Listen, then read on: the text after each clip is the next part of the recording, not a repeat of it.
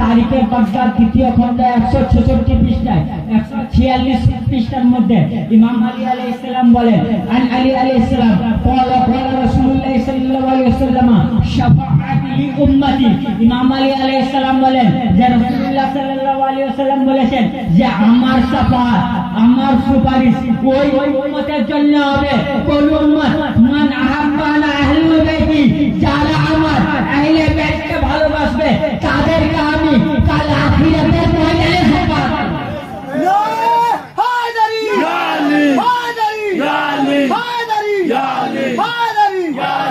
তাদের শাফাআত করবে যারা আহলে বাইত। কেন কেন কেন শাফাআত করবেন? এখানে একটা কারণ আছে।